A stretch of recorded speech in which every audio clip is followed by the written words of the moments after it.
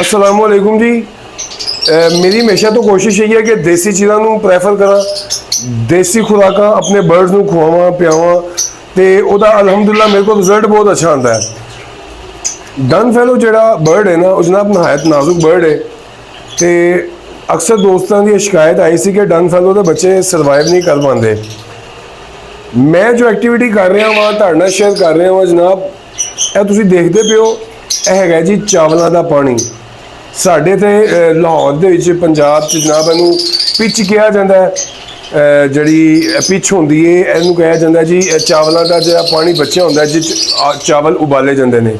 ठीक है जी, यह वो पानी है 1/2 लीटर चावलों वाला पानी तो 2.5 लीटर सादा पानी, जो भी तुसी अपने बर्ड्स नू देंदे हो जनाब, यह मैं इस्तेमाल करवा रहा वहाँ।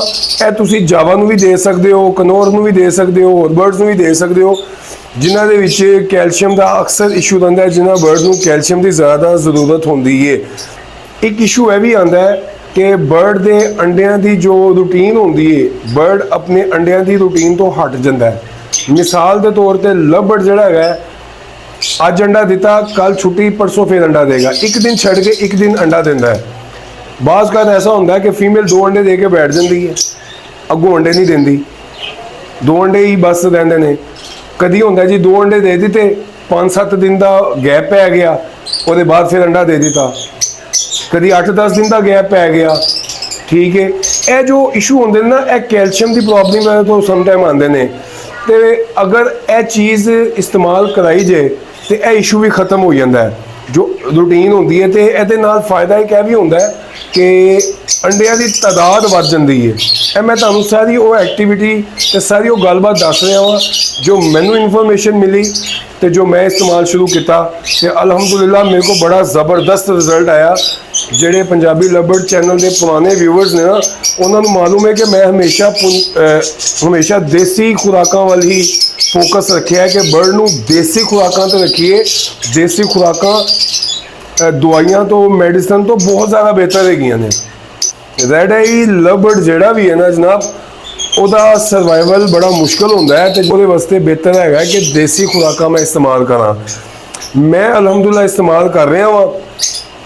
एक्टिविटी सी ये एक फायदा यह भी है कि अंडा फस जाता है, जरा फीमेल के अंदर जो ब्रीड कर रही होंगी है फीमेल, तो वो भी इशू आता है, तो इस चीज़ के नाल वो इशू भी हल हो जाता है, इशू नहीं आता क्योंकि वो भी कैल्शियम की कमी की वजह तो होता है।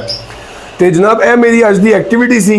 असी यही कोशिश करने कि हमेशा अपने परिंदिਆਂ ਨੂੰ देसी खुराकों पर रखिए, दवाइयां तो दूर रखिए अपने बर्ड्स ਨੂੰ।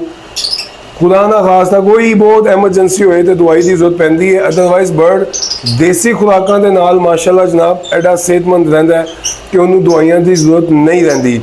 पिछली वीडियो भी मैं दस्सिया सी कि जनाब अगर तुसी लव बर्ड को ब्रीडिंग करवानी है, सीजन च ब्रीड लैनी है, तो वो सीजन तो पहले तैयारी करनी पैंदी है। पट्ठा तैयार करने वास्ते जरूरी चीज़ां होंदियां ने कि वो खुराक का, वो प्रोटीन का, विटामिन, कैल्शियम वगैरह का बहुत सारा ख्याल रखना पैंदा है, ताकि बर्ड ने अच्छी खुराक खाधी होए तो सीजन के विच तुहानू जो बर्ड हीट तो ना खुदा ना खास्ता आवे या कोई और प्रॉब्लम होवे तो उस टाइम तुहानू मेडिसिन यूज़ करवानी ना पवे।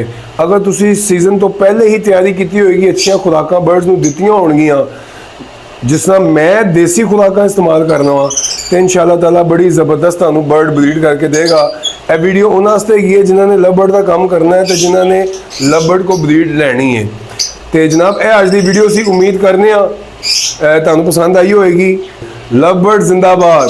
अस्सलाम वालेकुम रहमतुल्लाहि व बरकातुहू।